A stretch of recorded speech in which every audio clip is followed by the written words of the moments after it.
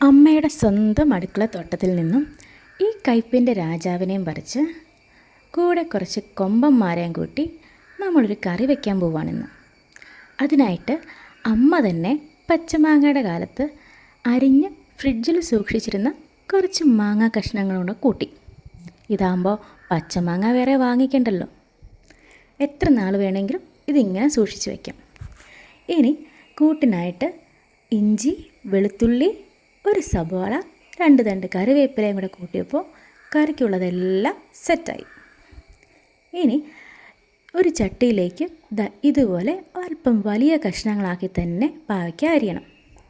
അതിൻ്റെ കൂടെ ഒരു പകുതി സവാള അരിഞ്ഞതും പച്ചമുളക് അരിഞ്ഞതും ആവശ്യത്തിനുള്ള ഉപ്പും, ഇത്രയും പാവയ്ക്കയ്ക്ക് ആവശ്യത്തിനുള്ള ഉപ്പും കൂടെ ചേർത്ത് പേരിന് മാത്രം വെള്ളമൊഴിച്ച് അതൊന്ന് മൂടി വെച്ച് വേവിക്കണം.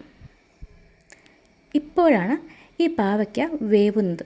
ഒരു 1/4 വേവാകുമ്പോഴേക്കും അതിലേക്ക് തേങ്ങ ചിരകിയത് പിഴിഞ്ഞെടുത്ത പാല്, 2ാം പാല് തന്നെ ഒഴിച്ചു കൊടുക്കണം.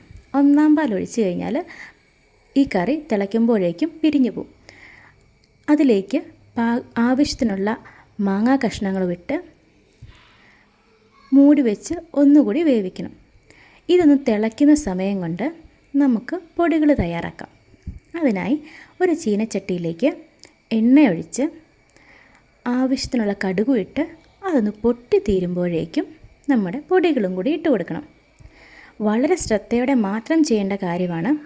ആദ്യമേ എണ്ണയിലേക്ക് പൊടികൾ ഇട്ട് കഴിഞ്ഞാൽ മൂത്തുപോകും എന്ന് പേടിയുള്ളവർക്ക് സബോളയും ഇഞ്ചിയും വെളുത്തുള്ളിയൊക്കെ ഇട്ട് കൊടുത്ത് ഒന്ന് വാടിക്കഴിയുമ്പോൾ പൊടികളിട്ട് കൊടുക്കാവുന്നതാണ്. നമ്മളിവിടെ മുളക് പൊടി, മഞ്ഞൾപ്പൊടി, മല്ലിപ്പൊടി ഇത്രയും ഇട്ട് മൂത്ത് കഴിയുമ്പോഴാണ് സബോള, ഇഞ്ചി, പച്ചമുളക്, കറിവേപ്പില, വെളുത്തുള്ളി ഇത്രയും ഇട്ട് കൊടുക്കുന്നത്. ഇവിടുത്തെ പോരാളി സൂപ്പറല്ലേ.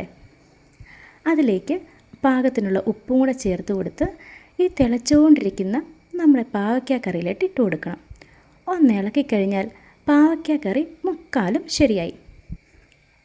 ഇനി പോരായ്ക വന്ന ഉപ്പും ചേർത്ത് ഒന്ന് തിളച്ച് കഴിയുമ്പോൾ അതിലേക്ക് തേങ്ങയുടെ 1ാം പാലും കൂടെ ചേർത്ത് കൊടുത്താൽ കറി സൂപ്പർ.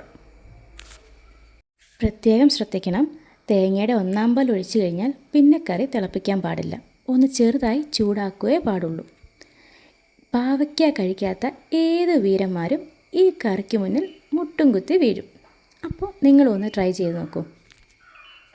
പാവയ്ക്കയുടെ കയ്പും മാങ്ങയുടെ പുളിയും മുളകിൻ്റെ എരിവും ഉപ്പും കൂടെ ചേർത്ത് കഴിയുമ്പോൾ ഈ കറി അസാധ്യ രുചിയാണ്.